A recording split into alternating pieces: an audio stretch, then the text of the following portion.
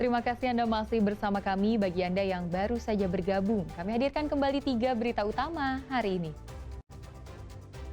Demo kenaikan PBB P2 di Bone ricu, sejumlah orang terluka.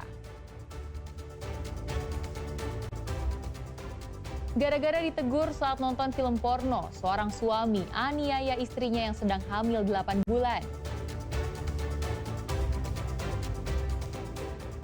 2 bocah pungut sisa kue bekas tamu undangan setelah upacara kemerdekaan RI di Goa.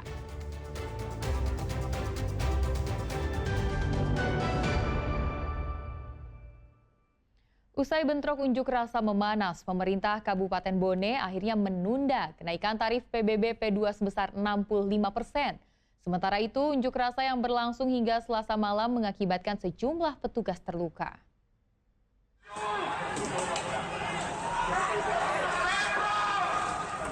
Bentrokan antara pengunjuk rasa dengan aparat kepolisian di depan kantor Bupati Bone, Sulawesi Selatan berlangsung hingga Selasa malam. Massa melempari aparat dengan batu. Kericuan dipicu karena dialog penolakan kenaikan tarif pajak bumi dan bangunan antara pengunjuk rasa dengan pemerintah daerah sejak Selasa pagi menemui jalan buntu. 4 anggota Satpol PP dan 1 polisi terluka di bagian kepala akibat terkena lemparan batu. Selasa malam, aparat kepolisian akhirnya bisa memukul mundur massa dengan menembakkan gas air mata.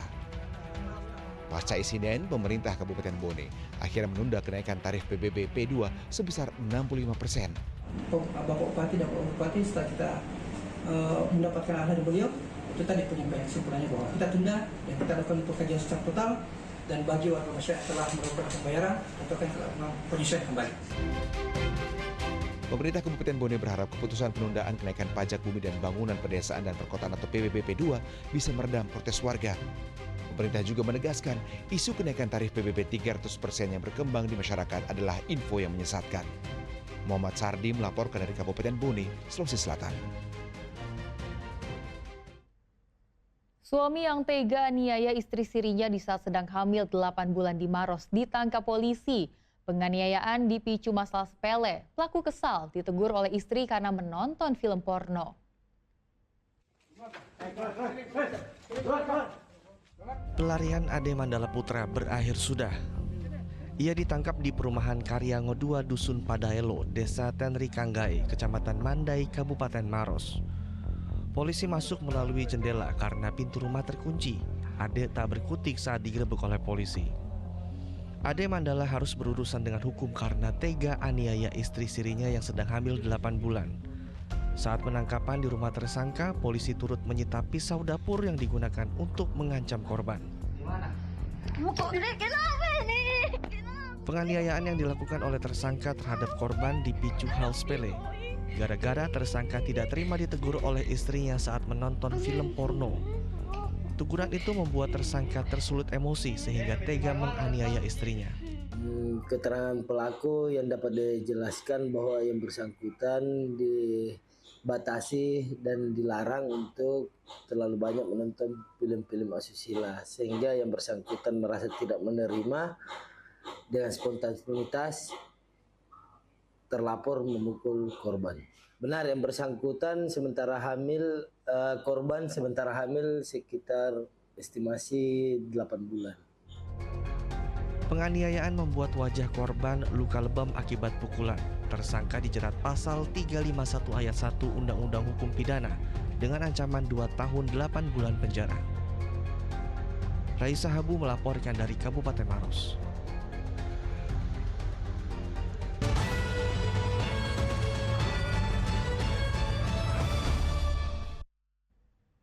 Ada pemandangan yang memilukan pada perayaan HUT RI kemarin. 2 bocah di Goa memungut sisa makanan di bawah kursi tamu undangan.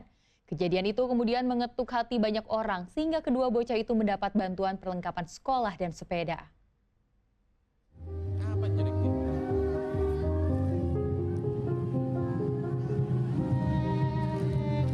Dua bocah laki-laki memungut sisa makanan di bawah kursi tamu undangan usai upacara HUT ke-80 kemerdekaan RI pada 17 Agustus kemarin.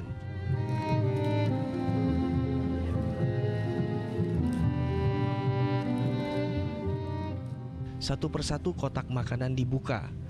Lalu sisa kue dipindahkan ke kantong plastik yang ia bawa. Kue itu memang sisa, tapi bagi mereka itu adalah rezeki. Sisa kue yang sudah terkumpul lalu dibawa pulang untuk dimakan bersama keluarga. Selesai upacara ada kue ditinggal sama pegawai, dia ambil Bu ya. Berapa bungkus dia ambil itu Bu yang kita? tak berapa bungkus itu Tapi siapa yang dibawakan Bu? Kita. dibawa pulang ke rumah. Dan dimakan sama-sama ya Bu. Kedua bocah bernama Syamsul dan Muhammad Aidil. Mereka tinggal di rumah sederhana. Sehari-hari orang tua mereka bekerja sebagai pedagang sayur di pasar tradisional. Apa yang dilakukan kedua bocah ini mengundang simpati masyarakat, termasuk Kapolres Goa AKBP Aldi Sulaiman. Setelah aksi kedua bocah menjadi sorotan, Kapolres Goa mendatangi rumah kedua bocah untuk memberikan bantuan perlengkapan sekolah dan hadiah sepeda.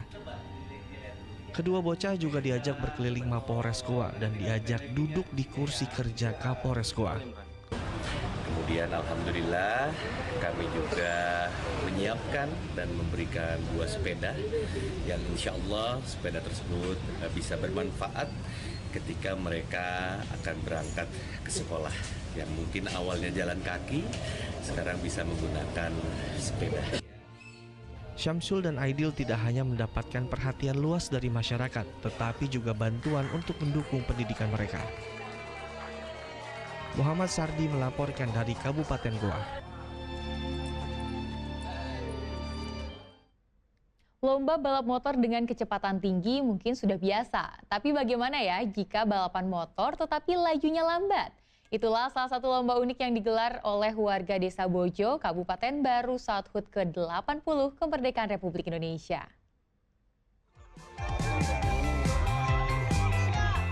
Lomba yang satu ini lain daripada yang lain. Mengendari sepeda motor tetapi dengan kecepatan laju yang sangat lambat.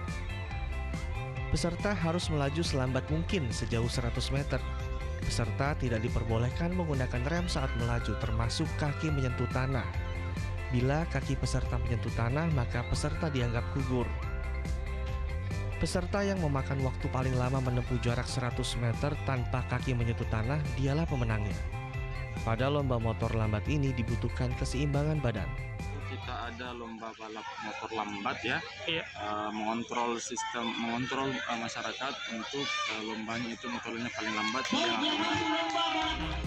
Selain lomba motor lambat, Hari Kemerdekaan di Desa Bojo, Kecamatan Malu Setasi, Kabupaten Baru juga dimeriahkan dengan lomba makan biskuit, memasukkan pensil ke dalam botol, hingga lomba estafet. Suardi Gatang melaporkan dari Kabupaten Baru. Tak hanya menggelar lomba, peringatan kemerdekaan Republik Indonesia juga digunakan sebagian orang untuk berbagi kebahagiaan. Di Kabupaten Pangkep, ratusan paket sembako dibagikan kepada keluarga kurang mampu untuk membantu meringankan beban mereka.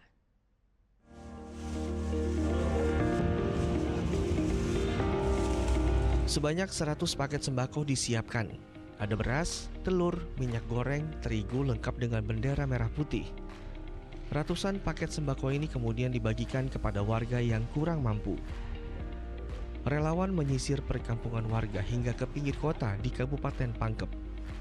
Senyum sumringah terlihat ketika warga kurang mampu menerima bantuan sembako. Tak hanya warga yang ada di rumah, warga yang ada di jalan juga kebagian bantuan sembako. Kali ini bantuan menyasar kepada pedagang kecil, juru parkir hingga penarik bentor.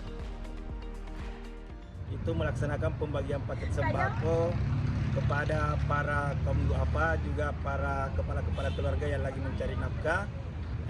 Hari ini kami membagikan sekitar 100 paket sembako, di mana harapannya bahwa di momen Hari Kemerdekaan ini kita bisa membantu mereka meringankan beban keluarga. Bantuan sembako dibagikan tepat saat HUT ke-80 Kemerdekaan Republik Indonesia. Kemerdekaan tidak hanya dirayakan dengan kemeriahan, tetapi juga bisa dilakukan dengan cara berbagi kebahagiaan kepada mereka yang membutuhkan. Muhammad Sardi melaporkan dari Kabupaten Pangkep.